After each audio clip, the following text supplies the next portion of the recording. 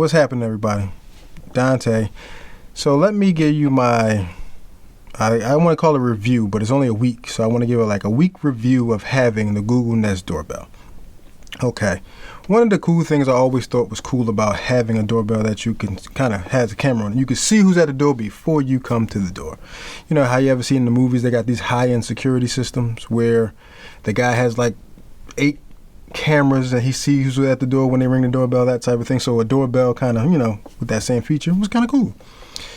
So when I first got this house, it didn't have a doorbell at all, right? So I was like, all right, cool, whatever.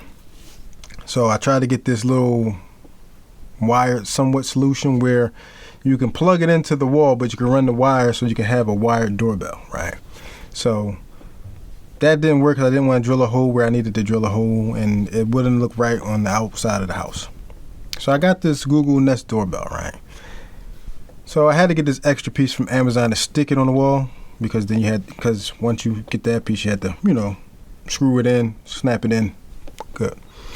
And one of the issues, one of the things I was a little worried about with this Google Nest Doorbell is that how long is the battery life overall? Will I get 4 years out of it? If I get 4 years out of it, I got my money's worth. That's how I look at things now. But a year and a half, 2 years? I got my money's worth because it wasn't that expensive, but still, then I don't know if they replaced the battery or you just got to buy a new one or whatever. So I thought about that. But I was like, I just wanted the doorbell because I'm tired of people knocking on my door and I don't know who's at the door and I don't have a little eye hole thing to look out. So went on and got it. So having it for a week, the battery life is the worst. I'm going to tell you why. Because of where I live at. It's a lot of movement in my neighborhood. I mean, just far as cars going by, people walking by, everyday type thing, right? So basically what this camera does, it goes by the movement of what goes on, outside your house in front of your doorbell. So any little thing, it picks up. Anybody who walks in front of it, it sends you a notification. If a car ride by, any type of movement, it sends you a notification. And that drains the battery life even faster. So when I put it up there, it said I would get a week worth of battery life with the camera on. But I don't even think it was a week. I think it was probably like 5 days altogether. 7 days in a week. When I turn the camera off, I'm definitely getting more battery life. So it was one of those give and take situations. Now, when somebody do press the doorbell, I can pull out my phone, hit the app, and then turn on the camera to see who it is, right? Because one of the things that's cool about this is that when they hit the doorbell, the speakers that I have in my house, which are Google speakers, that's the chime. I think that was the pretty coolest thing I thought about the whole thing, because that becomes the chime. All your Google speakers I have, that became the chime in the house. So I was like, cool.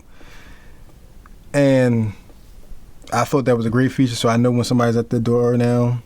Like I said, I don't really keep the camera on because the battery life is the worst. Now, in some instances, if you have a suburb home, not a lot of movement, you probably can get a good, possibly 3 weeks out of this doorbell without having to charge it again.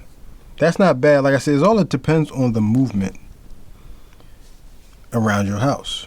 If you ain't got a lot of movement, you can get a good couple of weeks out of it, or maybe even 3. If you got constant movement like I do, you ain't gonna get a week out of it. So that's one of the issues that comes with a battery powered one. Now, I did see a solution or a makeshift solution, right? They got this solar panel that you can use and wire it, and that'll keep your battery charged. That works if you have sunny days most of the time. Right now we're about to enter in the winter months, so there's gonna be a lot of not as much sunlight to beat off that thing. And I didn't like how I looked in the ads on Amazon, so I wasn't too sure about that. But that's still an option if you want to extend the battery life to it. And another thing that's interesting to me. Now, Google bought Nest a few years back. So you have the Nest app and the Google Home app. Certain Nest products are in the Nest app. Like, this is odd to me. You have the thermostat, of course, the Yell lock, and you had the old Nest Doorbell. And you also have the Nest Hub Maxes. They are on the Nest app, I guess because they have cameras on them. But this doorbell is on the Google Home app, right? So it doesn't work with the Nest app, which is strange. So when you go in the Nest Hub Max, right, and you go to the cameras, you can see all 3 cameras.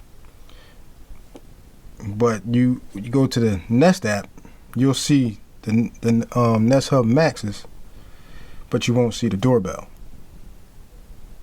Don't understand that logic to that, because why not just have all the cameras on both apps if you're going to do it like that, and not just the 2 on the Nest and all 3 on the Google Home? Don't know. But after 1 week of using this, I really like the doorbell. Can't use the camera as much. That's a disappointment, but that's fine. Like I said, when somebody does press the doorbell, I can look at the camera. I'll look at the Nest Hub Max and hit the camera, turn the camera on to see who it is. Yeah, it's a bit of a hassle, have to touch it and press it and do all that, but it is what it is. Because if I don't do that, I'll probably get less than a week every week, and I'm charging everything every week. And I kind of don't want to keep doing that. So that's like one of those situations where you kind of like all over the place and you don't really know how you want to go about it. Either have the camera on or you don't. Because if you do, you ain't gonna get much battery life. Depending on where you live at. Like, it's a lot of movement outside in my house, so that'll limit my battery life. But if I get that solar solution, maybe it will extend it. But have to wait and see if that actually is effective as they say it is. But so after 1 week, I like my doorbell. Not the limitations of it, but I got what I wanted, and with some little cons that may disappoint just a little bit. But anybody who has a Ring doorbell, any doorbell that's battery powered, hit me in the comment section. Let me know how long your battery life lasts when it comes to these battery charged doorbells. Because I kind of want to see if there's any difference within all these doorbells. Which one lasts the longest out of all of them? It's kind of like what I want to see. Thank you guys for tuning in. I hope you enjoy. Hit that like and subscribe button. Stay tuned for more, and I'll see you next time. Peace.